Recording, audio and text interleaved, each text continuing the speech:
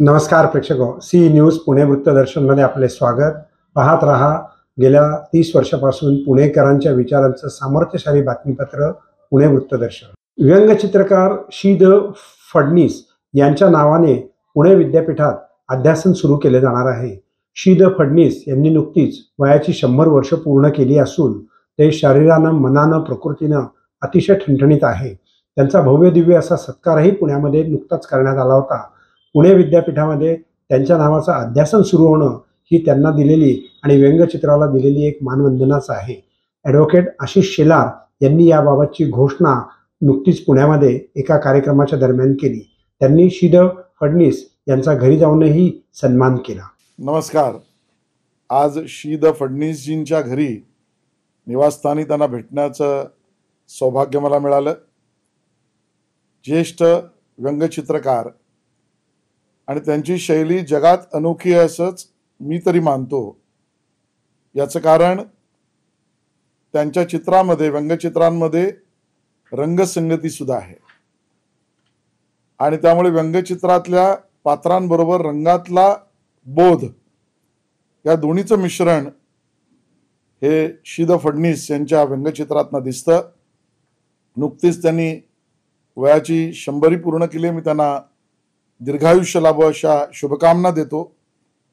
आजही या वयात त्याच उमेदीने ते काम करतायत, विचार करतायत, कर्तव्यदक्ष आहेत.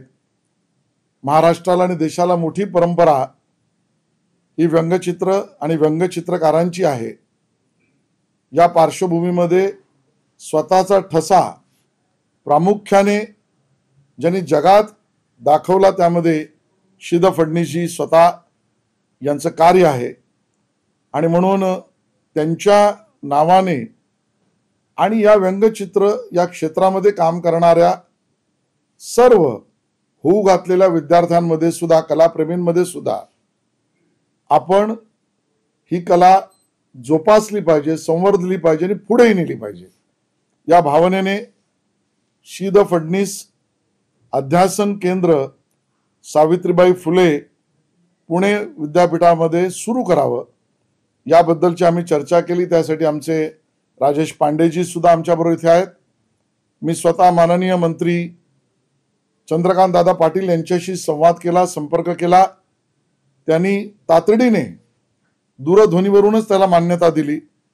प्रस्ताव आम्ही आता देतच आहोत आणि त्यामुळे आज मला माननीय मंत्री चंद्रकांत दादा पाटील यांच्या निर्देशानुसार आणि राजेश पांडेजी यांनी केलेल्या अर्जानुसार शी द फडणीसजींच्या नावाने येत्या 2 महिन्यातच सावित्रीबाई फुले पुणे विद्यापीठात अध्यासन केंद्र हे आम्ही घोषित करतो आहोत आणि जगभरातल्या व्यंगचित्रकारांनी पुण्यात, आपल्या महाराष्ट्रात यावं आणि या कलाकृतीचा आनंद घ्यावा, शिकावा, अभ्यास करावा, संशोधन करावं, चर्चासत्र करावीत या पद्धतीचं आवाहन करतो आणि फडणीसजींना दीर्घायुष्य लाभो अशी ईश्वराकडे प्रार्थना करतो आणि फडणीसजींना विनंती करतो या कार्यास आपल्या शुभेच्छा द्याव्यात.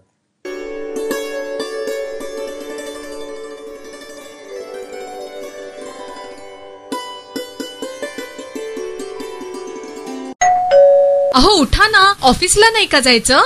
अगं मला आज फ्रेशच वाटत नाही, काही करायची इच्छाच नाही. अहो मग तुम्ही आजपासूनच न्यू युनायटेड फार्मसीचे गुड मॉर्निंग चूर्ण घेणं सुरू करा. अपचन, मलावरोध, बद्धकोष्ठ, आम्लपित्त आणि पोटाच्या तक्रारींवर खात्रीशीर आयुर्वेदिक उपाय. गुड मॉर्निंग चूर्ण. 35 वर्षांपासून सगळ्यांच्या पसंतीचे गुड मॉर्निंग चूर्ण औषधांच्या प्रत्येक दुकानात मिळते.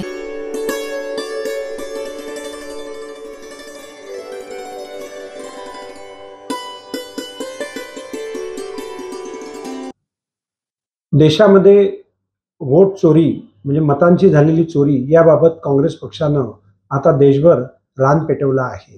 त्याकरता पुण्यामध्ये सतेज पाटील, त्याचप्रमाणे युवक काँग्रेसचे प्रमुख आणि विश्वजित कदम यांच्या उपस्थितीत मशाल मोर्चाचं आयोजन करण्यात आलं होतं.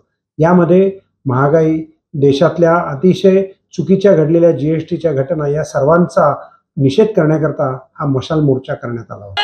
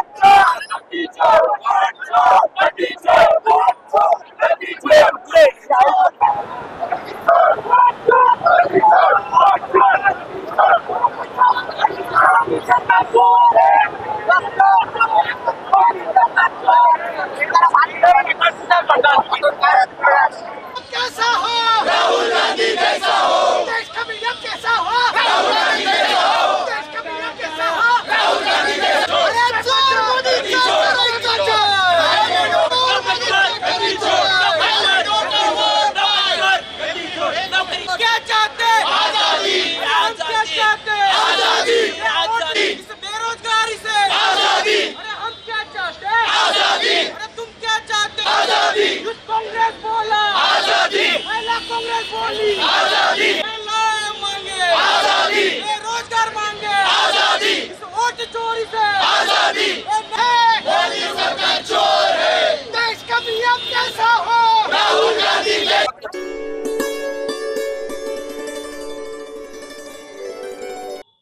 सिंधुताई सपकाळ यांना मृत्यूपूर्वी पद्मश्री देण्यात आली. आयुष्यभर त्यांनी ज्या कन्यांचा स्वीकार केला आणि त्यांच्या जीवनामध्ये योग्य ती दिशा दाखवली त्या ममता बाल सदन केंद्रातील चिमुकलींना नुकतंच आज एका वेगळ्या प्रकारे त्यांना मानवंदना देण्यात आली. ललिता पंचमी निमित्त त्यांचंही पूजन करण्यात आलं. तेव्हा आपण जाऊयात ममता बाल सदन या केंद्राच्या मुलींच्या या कार्यक्रमात.